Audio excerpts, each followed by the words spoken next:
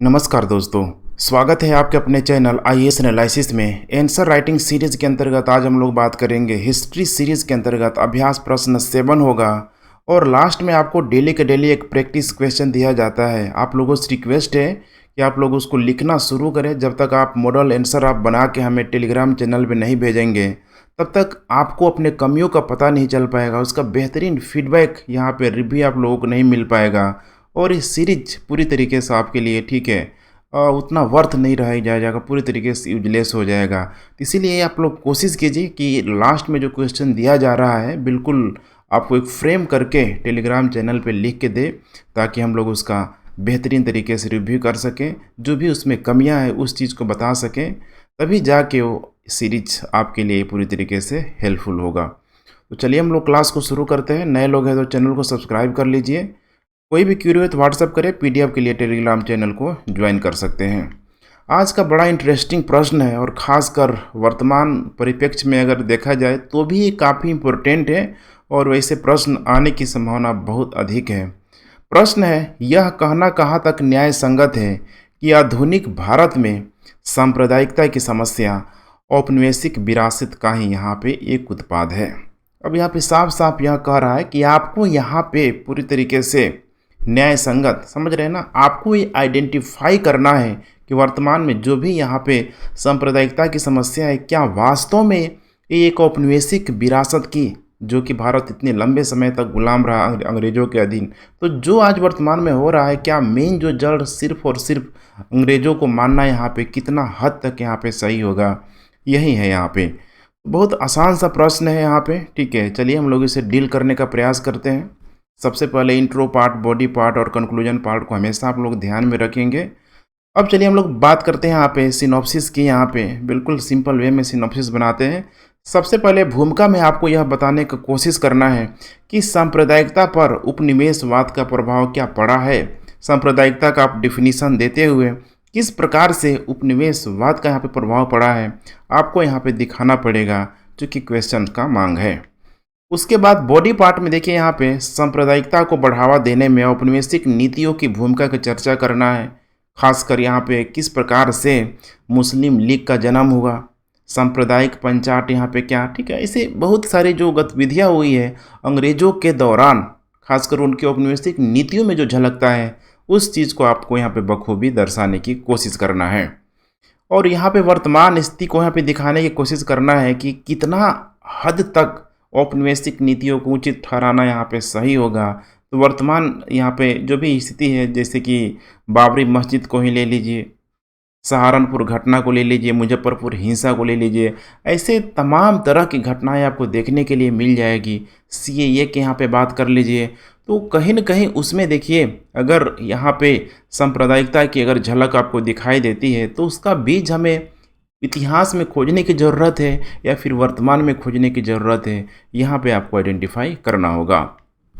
और उसके बाद से संतुलित में यहाँ निष्कर्ष देने की कोशिश करना है। संतुलित इन द सेंस कि सिर्फ और सिर्फ यहाँ पे औपनिवेशिक नीतियों को, अंग्रेजों को ही सिर्फ और सिर्फ यहाँ पे दोष देना पूरी तरीके से सही नहीं होगा। वर्तमान में भारत की राजनीति के परिप्रेक्ष्य में आपको यहाँ पे निष्कर्ष यहाँ पे देना होगा, खासकर वोट बैंक की नीतियों को पूरी तरीके से ध्यान में रखना होगा। तो चलिए हम लोग यहाँ पे अब आंसर राइटिंग करने का प्रयास करते हैं। बिल्कुल यहाँ पे फ्री के फ्रेम बना हुआ है।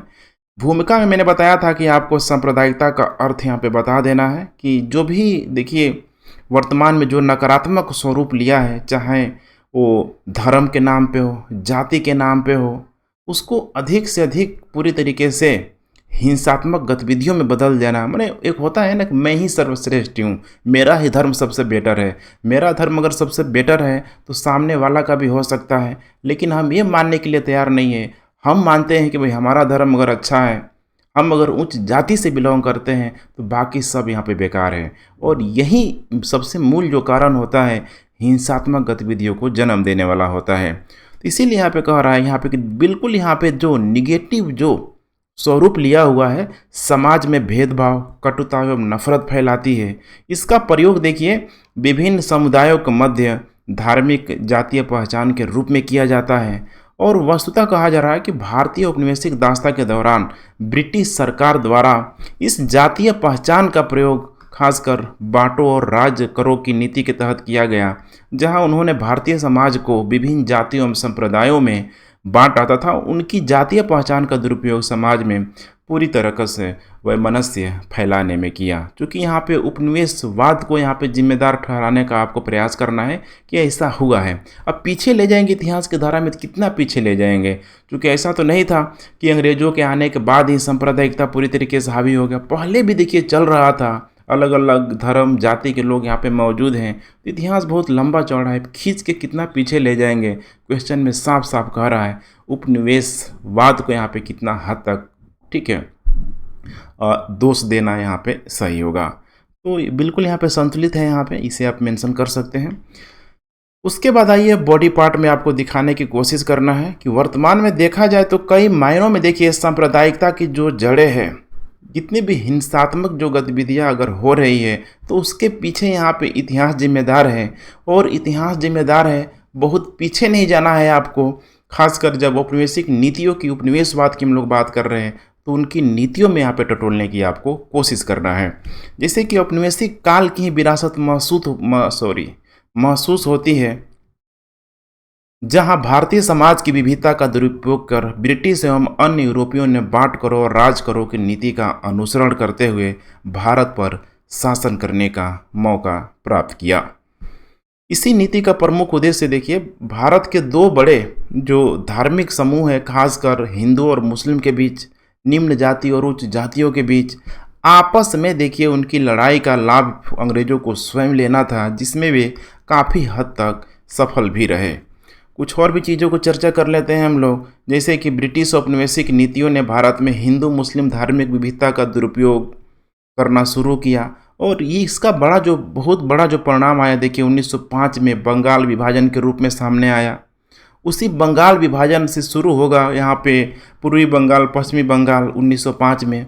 1906 में पूरी तरीके से मुस्लिम लीग का जन्म हो जाएगा। 1909 में उस मुस्लिम लीग को कहीं न कहीं यहाँ पे सेपरेट इलेक्टोरल का भी पूरी तरीके से यहाँ पे, ठीक है, कह सकते हैं कि प्रावधान यहाँ पे दिया जाने लगेगा। तो आपको समझना है यहाँ पे ना, चीज़ों को ध्यान से आपको समझते हुए चलना है। तो बंगाल विभाजन से प्रारंभ कर सांप्रदायिक निर्वाचन, खासकर सांप्रदायिक पंचायत, ये आपको समझना होगा। कम्युनल जो अवार्ड है, जो मैक्से रेमनल जो ब्रिटिश प्रधानमंत्री था उस समय, द्वितीय गोलमेज सम्मेलन की जब असफलता के दौरान ही यहाँ पे इस चीज़ को लाया गया था।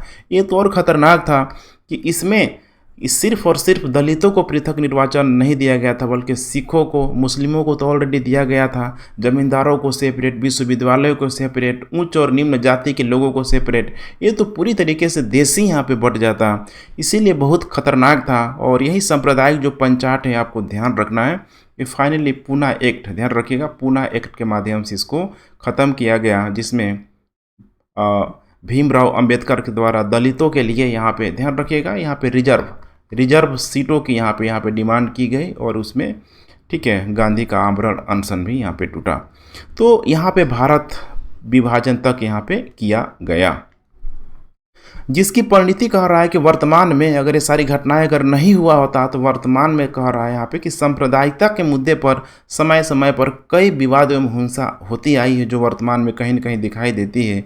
फिर चाहे वह मुजफ्फरनगर हिंसा हो, राम विवाद ही क्यों ना हो, सहारनपुर विवाद यहाँ पे क्यों ना हो, या फिर वर्तमान में जारी यहाँ पे सीएए प्रोटेस्ट यहाँ पे क्यों ना हो, इनमें कहीं न कहीं देखिए सांप्रदायिक तत्व तो यहाँ पे विद्यमान है। और अभी देखिए कई जगह जो हेरिटेज प्लेस को लेके, जो विश्व विरासत स्थलों को लेके यहाँ पे चल रहा है, जैसे कि कुतुब मीनार। अब कुतुब मीनार तो देखिए मुस्लिमों ने बनवाया, लेकिन वहाँ पे भी कहीं न कहीं सांप्रदायिकता को, ठीक है, यहाँ पे बढ़ावा देते हुए अगर आपको नज़र आ रहा है, दिखाई दे रहा है, तो उसमें तो अंग्रेज़ों को यहाँ पे दोष देना यहाँ पे उचित नहीं होगा पूरी तरीके से। तो इसीलिए यहाँ पे मेन यहाँ पे चूँकि बात किया जा रहा है, औपनिवेशिक नीतियों की बात किया जा रहा है, तो यहाँ पे जो औपनिवेशिक नीतियाँ थी उसका जो निगेटिव इम्पेक्ट आज वर्तमान में क्या पड़ रहा है, उसको आपको दिखाने की कोशिश करना है।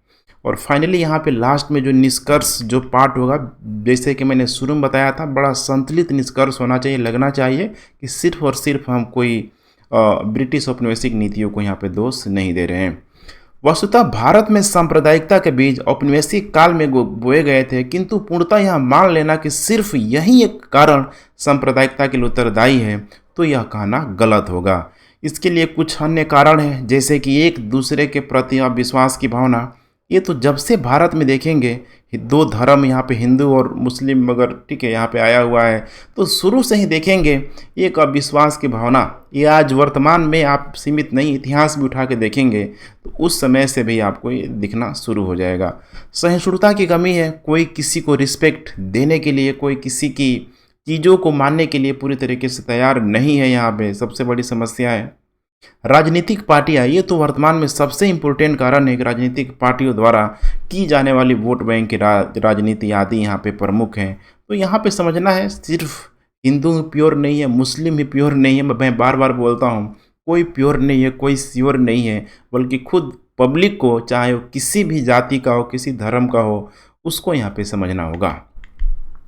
अब यहाँ पे संवैधानिक मूल्यों को आपको लगाने की ज़रूरत है कि ऐसा नहीं है कि हमारे संविधान निर्माताओं ने इस चीज़ का ध्यान नहीं रखा, बखूबी ध्यान रखा और एक आइडियल संविधान बनाने की यहाँ पे पूरी तरीके से कोशिश यहाँ पे की ही गई। अब डिपेंड करता है कि पूरा देश हम उसको कितने अच्छी तरीके से मानते हैं या फिर मानने का प्रयास करते हैं, और ताकि आने वाली पीढ़ियों को एक बेहतरीन जो भविष्य है यहाँ पे दिया जा सके। इसीलिए कहा जा रहा है कि यद्यपि भारतीय संविधान निर्माण के साथ ही भारत को धर्मनिरपेक्ष राज्य घोषित किया गया, जहां सर्वधर्म समभाव की बात कही गई, अर्थात यहाँ पे देख रहे हैं ना, सभी धर्मों के मतलब आदर की, समानता की यहाँ पे बात की गई। हमें वर्तमान में भी धर्मनिरपेक्षता के सिद्धांत को पूर्णतः लागू करने हेतु अपनी सर्व धर्म समभाव की नीति को यथासंभव एक पीढ़ी से दूसरी पीढ़ी की ओर यहाँ पर स्थानांतरित करना चाहिए। लेकिन आज वर्तमान में शायद ठीक है ऐसा हो नहीं पा रहा है, बल्कि वही है हेट स्पीच वगैरह, फेक न्यूज वगैरह, प्रोपेगेंडा आप कह सकते हैं। इतनी सारी जो समस्याएं यहाँ पे आ चुकी है आज इस इंटरनेट के युग में, इस सोशल मीडिया के युग में, ये बहुत बड़ा चैलेंजिंग टास्क हो रहा है। लेकिन फिर भी अगर सही शिक्षा व्यवस्थित रूप से चीज़ों को अगर यहाँ पे प्रोवाइड किया जाए तो इस चीज़ को काफ़ी हद तक जन जागरूकता के माध्यम से कम किया जा सकता है, खासकर संवैधानिक मूल्यों को लागू करके। तो ठीक है फ्रेंड्स, आज का आंसर राइटिंग यही कंप्लीट होता है। अब प्रैक्टिस जो क्वेश्चन है यहाँ पे, आज का प्रश्न है, बड़ा आसान सा प्रश्न है कि प्रथम विश्व युद्ध के खंडहर पर राष्ट्र संघ की स्थापना का स्वागत किया गया, यद्यपि यह द्वितीय विश्व युद्ध को टालने में अधिक काम नहीं आया। परीक्षण कीजिए। एकदम आसान सा चीज़ है। देखिए, प्रथम विश्व युद्ध के बाद से किस प्रकार से राष्ट्र संघ की स्थापना किया गया, जिसमें फ्रांस और ब्रिटेन का यहाँ बोलबाला था, लेकिन क्या वो त्याग पाया?